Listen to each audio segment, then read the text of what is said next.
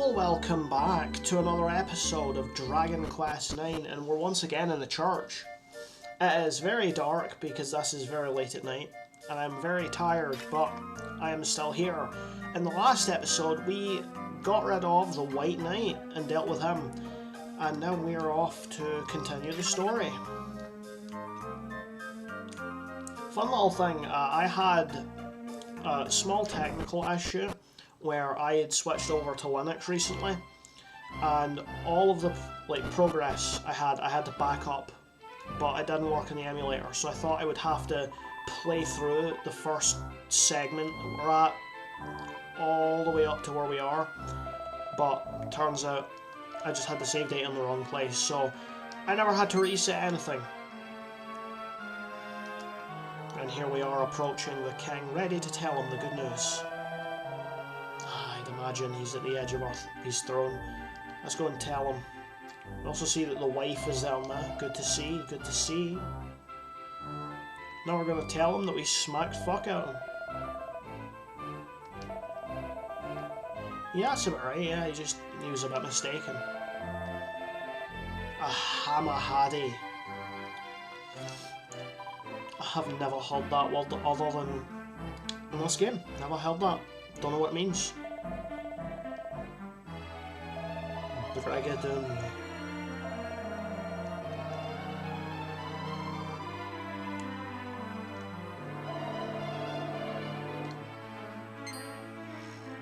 And she is off. So yeah, we're not done. We don't get our reward yet. We still have some things to do.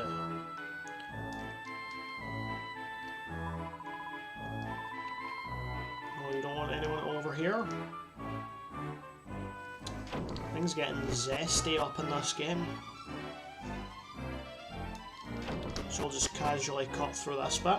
And if you look over here, there is literally nothing but a single lone barrel. Empty.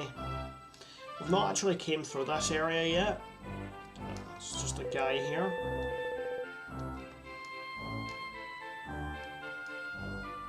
But yeah, if we walk through here, we are now in the princess's room. And I'm going to raid her wardrobe. No clothes to steal. Very sad. Ah, you've heard of Brigadoon, okay.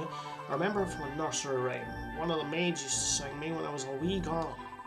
Maybe that song could give us a clue as to how we can fix all this. Maids go back to live in Zere now. Zere, you say? This must be the new area we go to. That's right, we're off to another area just north of where we fought the White Knight. And that is going to be where we are headed for the final part of Stornway's little segment. I'm not going to go into much detail. You're going to have to bear with me and see. I can't walk out the door. It's controller, man. It's very easy to push the wrong button. It's because I'm not, again, I'm not playing this on a DS, I'm playing this in an emulator. I just dumped some of my cartridge files over and I'm using a SNES controller. So we now have some items. Funnily enough, I've actually been playing Dragon Quest IX on my 3DS, and for whatever reason I can't get the sparkly spots to turn up. They just don't want to work for me anymore in that file.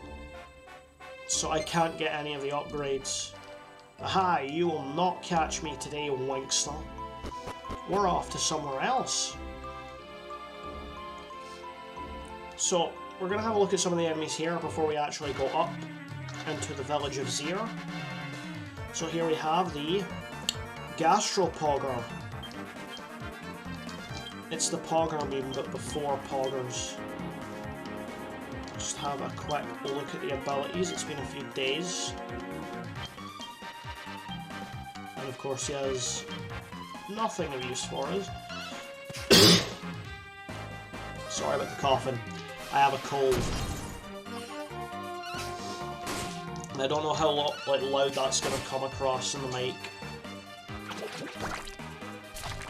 Because for whatever reason, the mic quality is a little bit better on my Linux OBS than it was my Windows for some reason. Like on Windows it was that bad, I had to increase the decibel count by 10 just to have it reasonable sounding. But now I don't have to increase it at all, I actually have to move it further away from me. Here we have some guys up here. He is running away. A magician. Ain't too special. They do like to cast spells, so they are a very proud member of the Shadow Wizard Money Gang. This one was just a rookie though, he didn't get much. There's some wheat fields up here, and with wheat fields we get new enemies. And here we have a reskin, a butterfly. We're going to see a lot of these in the game, where enemies in later areas are just already existing ones with a different colour. So get used to it. They do give a decent bit of cash, and they are balanced. Sometimes they'll have different attacks. Of course our little boy here has Chimera wings.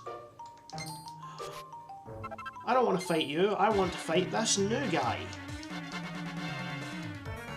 We have a Ragged Reaper. If you remember the teeny sanguinies back in Angel Falls, they like to chase you everywhere you go. The Ragged Reaper is effectively just this area's version of that. There is one of these for every single area in the game, and that enemy will just chase you relentlessly.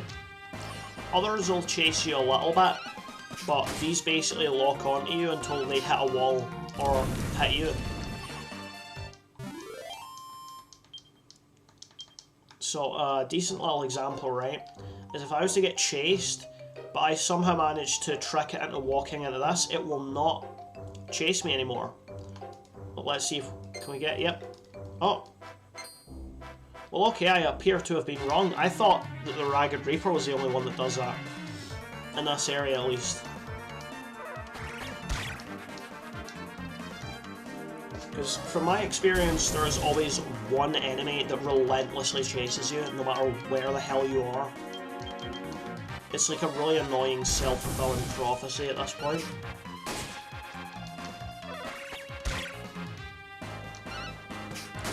Nice little smack there. We are going to need to grind a little, but I'm going to do all of that off camera.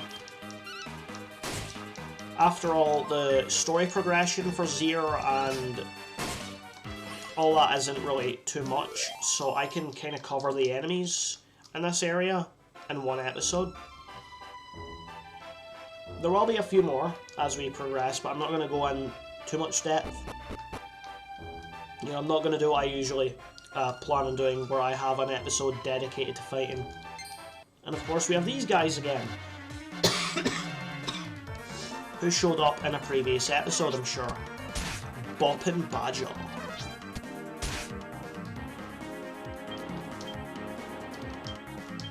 So, we're just gonna...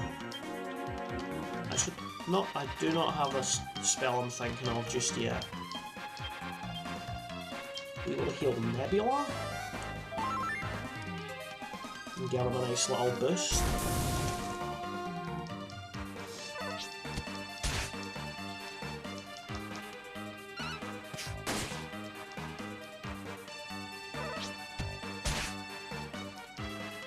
Do a little swipe with the beam. One down.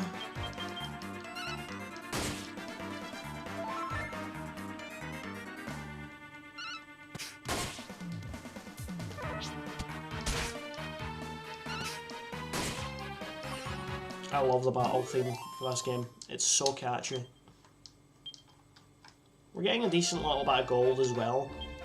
410, not too bad. Yeah, let's walk in here. Excuse me. What a pretty little village. And it's nice and peaceful, fitting the nighttime aesthetic we got going on here. So, we have a well, which has a lot of pots.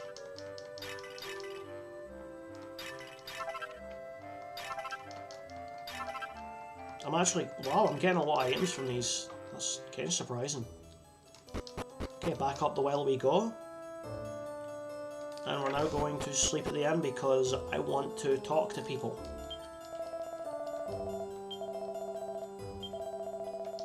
And once again we got that wonderful Scottish accent in the text. I love that. Like, it doesn't matter what Dragon Quest game it is, if it has a Scottish accent, I'm immediately loving it. If anyone ever played Dragon Quest XI and is watching this, you all know that Rab is the best character, no substitutions. So underneath here we have a little place with a woman. Horrible hole.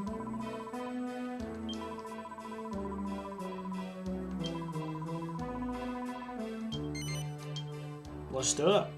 And we learned a new party trick, cheering people on.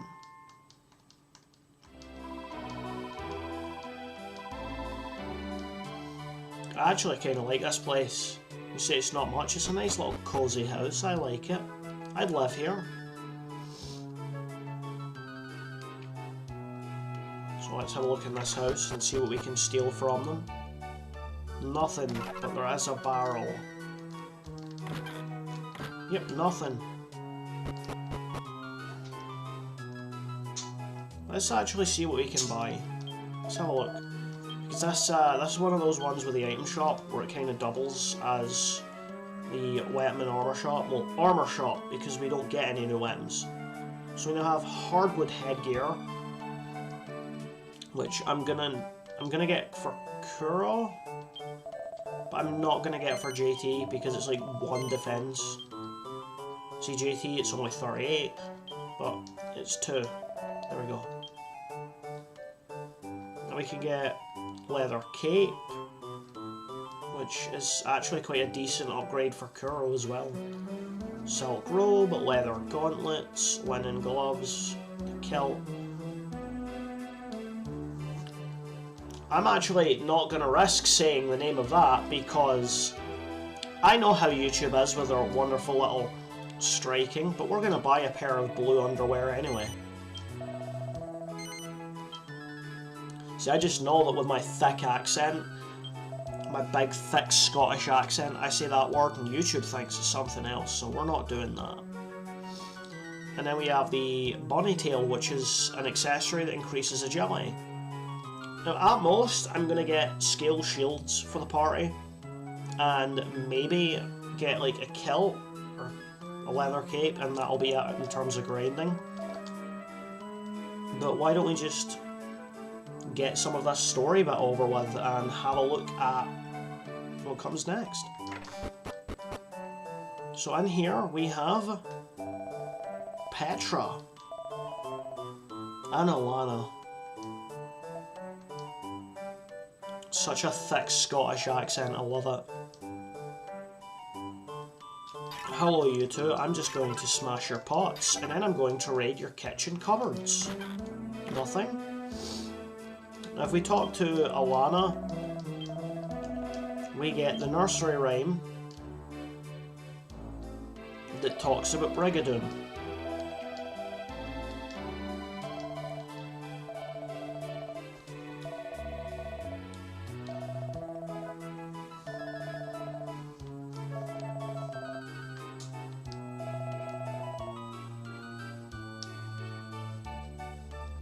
I'm not actually going to sing it. I'm not going to be that cool just yet. We'll get more into some of the eccentric behaviour as the Let's Play continues on, once we've got more of a feel for it. More pots down here, and this area seems to be blocked off. No idea what it is. But yeah, if we continue this way, this actually is either Petra or Alana. I'm guessing it's Petra's lover. And I want you to keep that in mind for the future. I'm not going to explain why, but just keep the fact that he exists and he's in Zere in your mind for later. It will be relevant in due time. He's raiding the village. Oh, never mind, he's fine.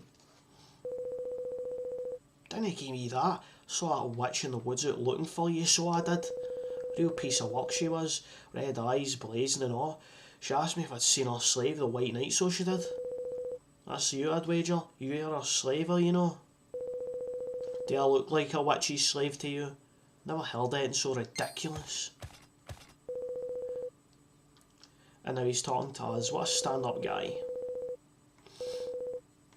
Yeah, we found out a little nursery rhyme. That's what we found out. We found out about that.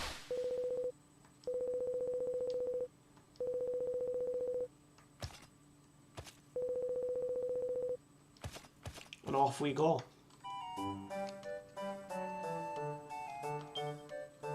Now, I might as well go up that way and show off some of the enemies. And maybe even try to chance it. Here we have another reskin that I haven't gotten around to fighting yet. The brownies, which are basically just the hammerhoods, but again, oh, they can do that.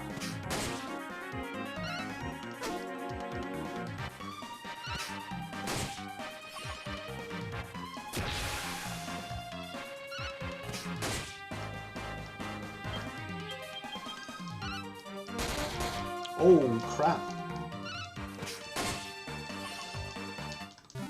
You know, funnily enough, not too long after making the last video, I fought one of the bosses in a later section of the game, and I was using the Egg On ability, which did 400 damage, and it just made me think of the pathetic excuse for a max tension attack we got fighting the White Knight.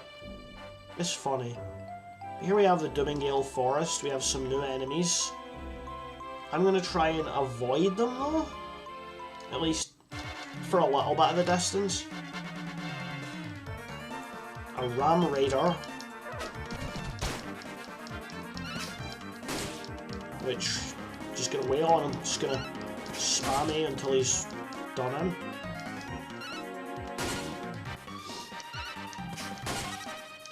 Yeah. And we got a consecutive 4-hit combo. Love it. But yeah, if we walk up this bit, we now have these purple piles of poison. And we take 1 damage for every step in the poison. Luckily, it doesn't have a lasting effect, but if a character does get poisoned in battle, and you survive the battle with the poison still in effect, it does the exact same as if you were to step in one of those little purple pools of poison.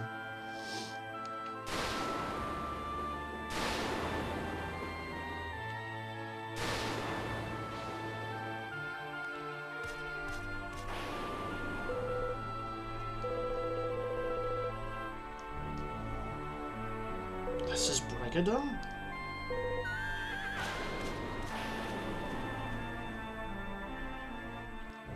Oh yes, this is the next dungeon area, Brigadon, which we will be covering in the next episode, hopefully during the day where I can be a bit more louder and expressive. And when I'm not loaded with a cold, but either way, leave a like on the video if you enjoyed, subscribe for more content, and definitely stay tuned for the next episode where we delve into the dungeon of Brigadon. Bye bye.